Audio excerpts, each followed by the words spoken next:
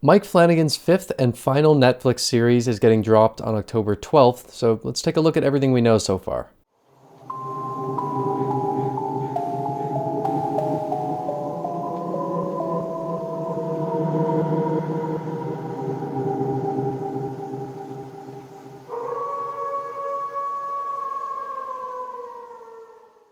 Good evening. My name's Evan, and welcome to Rocklin Graves. Mike Flanagan is one of my favorite people working in horror right now. He just hasn't missed since Oculus. But yeah, I say Oculus because I completely forgot about Absentia, and I really need to see that movie.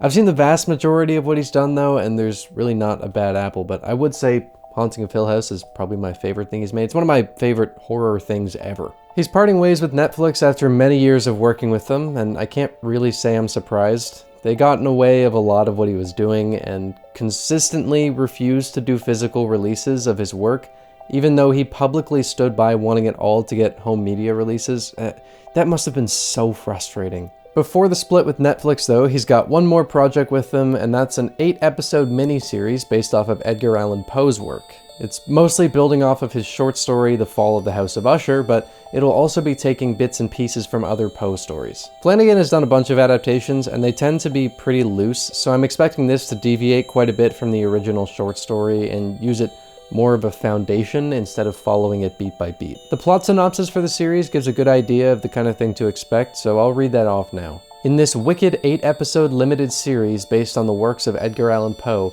ruthless siblings Roderick and Madeline Usher have built Fortunato Pharmaceuticals into an empire of wealth, privilege, and power. But past secrets come to light when the heirs to the Usher dynasty start dying at the hands of a mysterious woman from their youth. That sounds pretty different from anything Flanagan's done before, and what makes it even more intriguing is that last year he said the series is the closest he'll get to Giallo.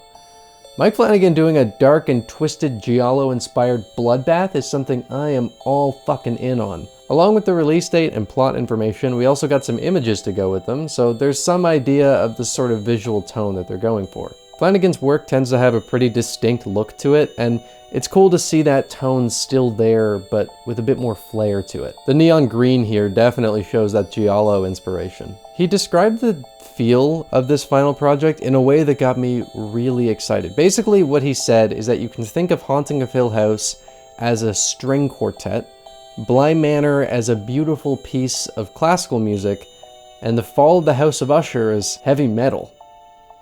Fuck yeah.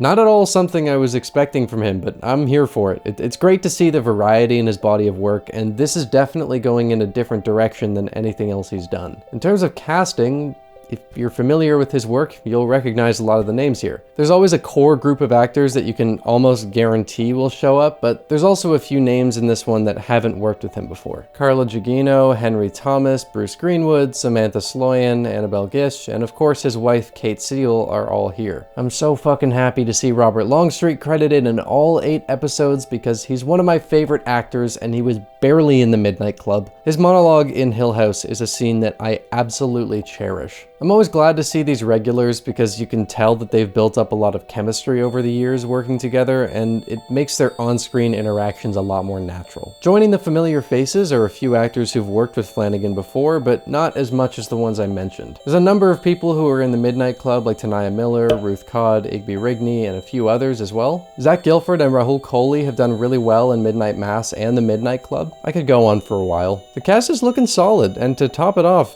Mark Hamill has a pretty prominent role. I've always thought that the cast in Flanagan's work has been one of the biggest highlights. It seems like there's a lot of rapport that's been built up over the years, and it's been nice to watch these regulars expand every time a new project comes out. In terms of direction, it looks like Mike Flanagan himself was in the director's seat for 4 of the episodes, and Michael Fimignari did the other 4. That's music to my ears because Fimignari has been the cinematographer on a ton of Flanagan's projects, and the result has always been incredible. This is his first time directing one of those projects, but he's worked with Flanagan long enough, and if he trusts him, so do I. I've got pretty high expectations for the direction of this series. The Newton brothers are also Flanagan alum, and they're returning to compose the score. Go Tomorrow from Hill House is one of my favorite bits of score from any show, so I'm always glad to see them involved. Honestly, there's not really much more information we have yet about the series, but I'd wager a guess that with this new info dump and the release date being less than 2 months away, we'll probably be seeing a trailer pretty soon. I would love to tell you that I won't watch the trailer so I can go into this series blind, but